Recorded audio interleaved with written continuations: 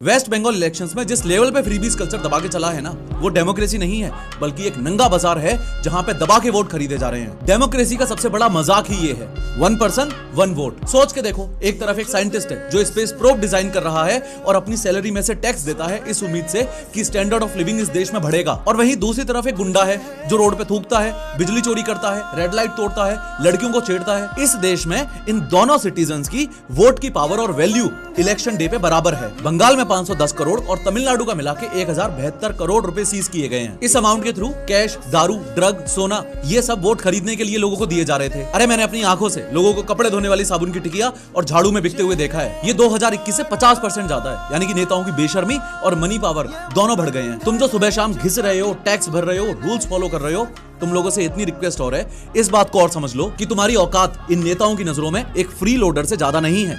क्यों? क्योंकि तुम्हारे वोट की वैल्यू उतनी है जितनी उस इंसान की है जिसको मुफ्तखोरी से मतलब है। तुम्हारा काम है सिर्फ पैसा कमाना और सरकार की तिजोरी भरना, क्योंकि नेताओं को पता है असली वोट बैंक वहां है जहां मेहनत नहीं, फ्री का बोलबाला है। इसलिए पॉलिसीज ऐसी बन रही हैं कि तुम्हें निचोड़ा जाए और वो पूरा पैसा उठा के वहां बांट दिया जाए जो लोग उन नेताओं को कुर्सी पे बिठा के रखेंगे। आज 4 मई 2026 है, बंगाल के रिजल्ट का दिन।